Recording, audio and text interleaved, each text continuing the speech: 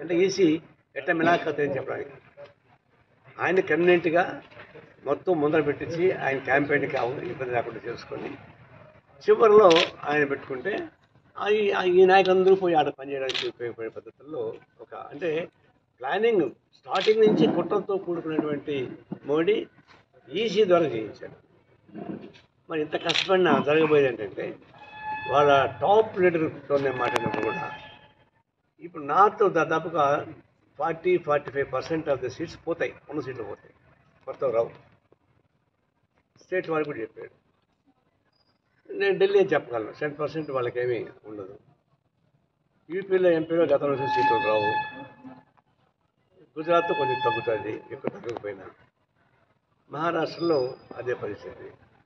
అందువల్ల వాళ్ళు ఏం చేశారు, ఇప్పుడు 400 సీట్లు వచ్చేస్తున్నాయని చెప్పేసి అని ప్రచారం చేసుకుంటూ సౌత్ మీద కాన్సన్ట్రేట్ చేశారు.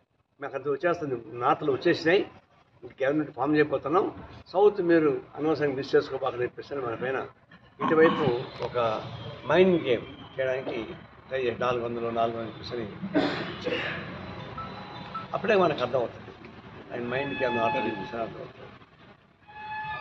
రెండవది వాళ్ళ డిఫెన్స్ గేమ్ అర్థమవుతుంది.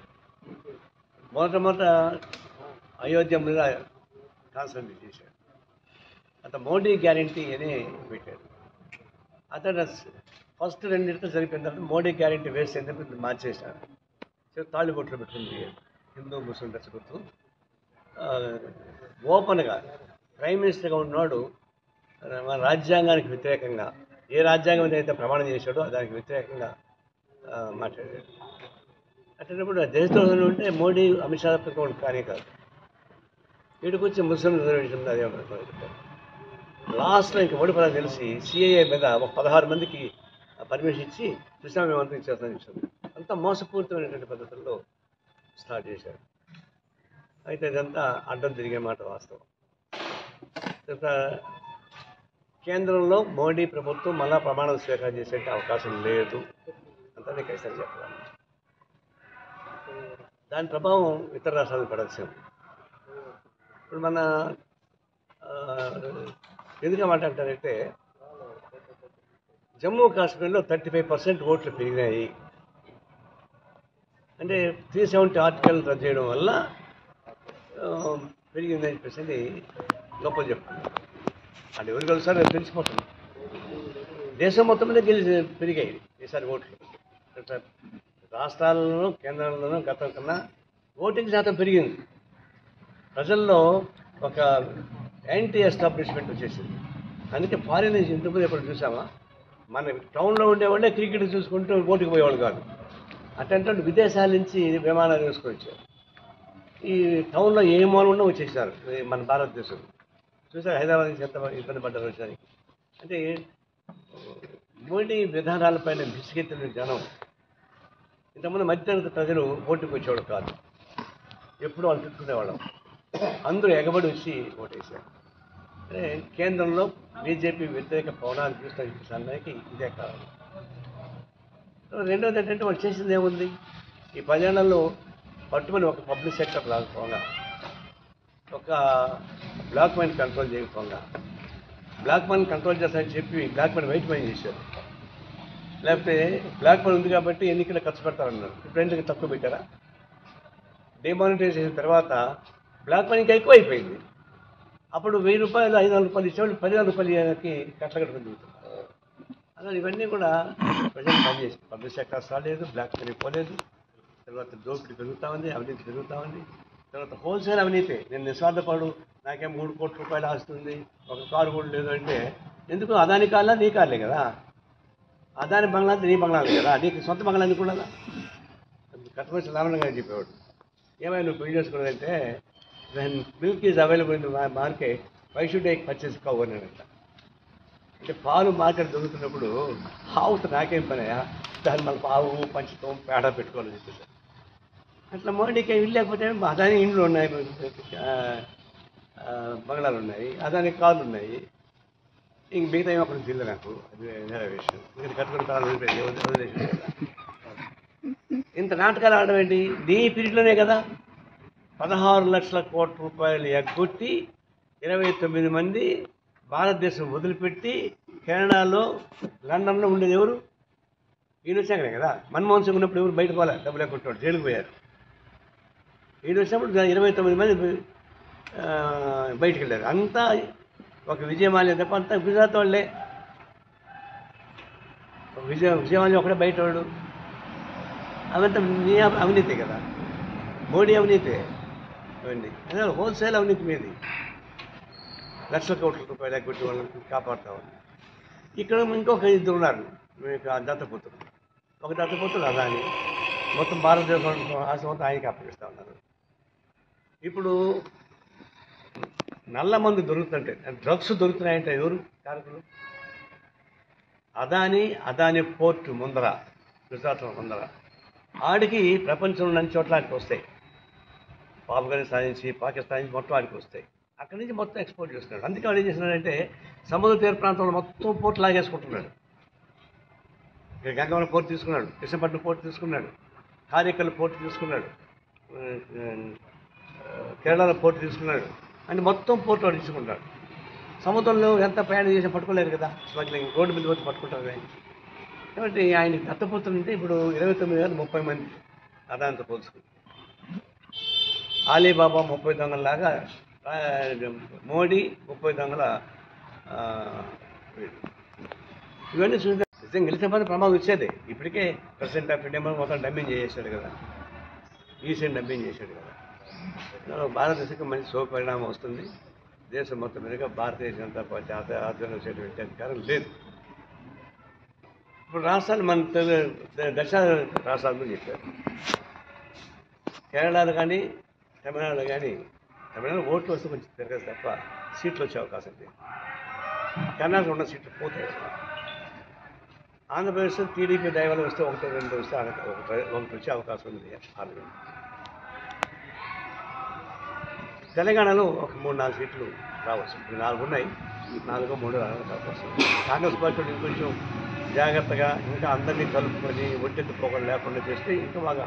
అంటే కరుణ అనేది డిఎంకే స్టాలిన్ ఒక వాళ్ళు చెప్పి భారతదేశం మొత్తం మీదుగా స్టాలిన్ డిఎంకే నాయకత్వం స్టాలిన్ ఒకటే తమిళనాడులో అందరినీ కలుపుకొని చేశాడు.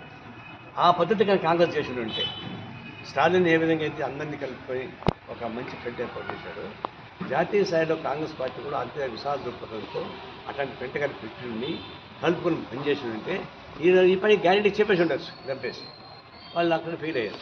అయినా జనం వాళ్ళు వద్దన్న ఓట్లు వాళ్ళకి వేస్తున్నారు ఇప్పుడు. ఎందుకంటే వాళ్ళు ఉండకూడదు, ఓటు బ్యాంక్ ఉండకూడదు. ఆ విధంగా కాంగ్రెస్ వాళ్ళకి అధికారం రావచ్చు. ఇప్పుడు ఇక్కడ మోడీ మనకి పల్లకి మోసాడు పాపం జగన్మోహన్.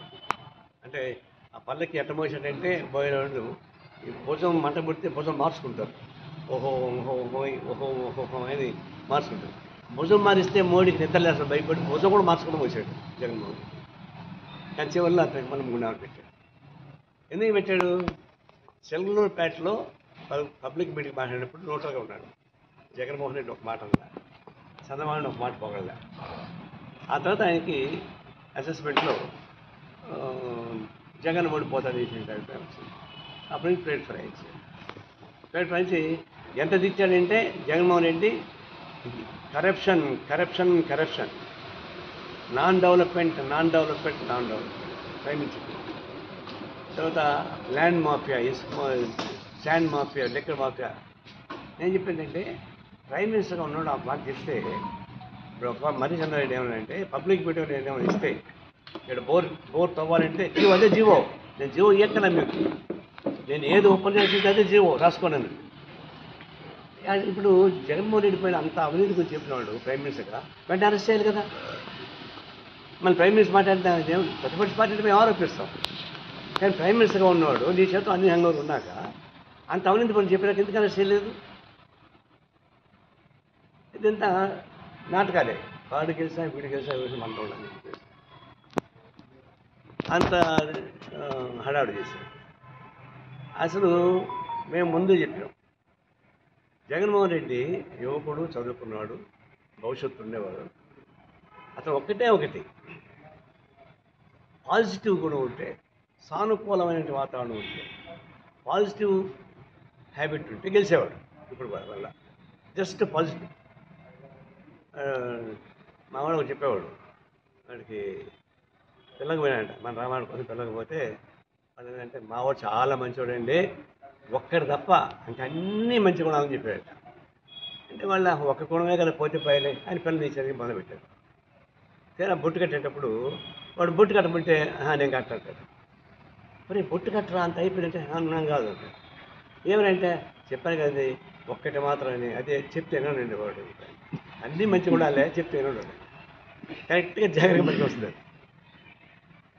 అది ఎన్ని ఉన్నది లాభం, బట్టలు నొక్కినాడు ఏలుగుండు పట్టింది దాంతో కూడా ఎక్కువ చూసుకోవాల్సి వస్తుంది. పాజిటివ్ కూడా లేదు. ఆయన ముఖ్యమంత్రి అయిన వెంటనే ఎప్పుడైతే ప్రగతి భవన్ పగలగొట్టాడు అక్కడ నెగిటివ్ స్టార్ట్ చేశాడు. ఆ నుంచి నెగిటివ్ రివర్స్ టెండరింగ్ అని పెట్టాడు. దీంతో ఏమైంది, మొత్తం డెవలప్మెంట్ ఆగిపోయింది. చంద్రబాబు నాయుడు చేసిన పనులు కన్నా ఏమి మాట్లాడకుండా అట్లే కొనసాగుతామంటే, ఆ బండికి ముందుకు తీసుకెళ్తామంటే నెంబర్ 1 చీఫ్ మినిస్టర్. ఇట్లాంటి ఓడి చేయడానికి ఎవరి చేత కాదు.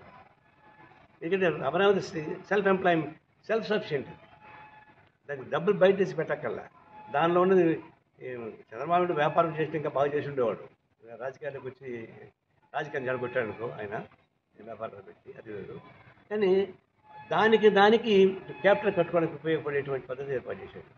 అది ముందుకు తీసుకెళ్తే ఇప్పటికి క్యాపిటల్ కట్టేసేవాడు. అప్పుడు చంద్రబాబు మర్చిపోయి వాళ్ళ పైన గుర్తుండేది. పోలవరం ముందుకు తీసుకెళ్ళి పోలవరం అయిపోయి ఉండేది. ప్రత్యేక వాళ్ళు సంపాదించుంటే ఇంకా గట్టిగుండేవాడు. కడప స్టీల్ ప్లాంట్ పెట్టుంటే రాయలసీమ అంతా ప్రమాణంగా వచ్చిండేది.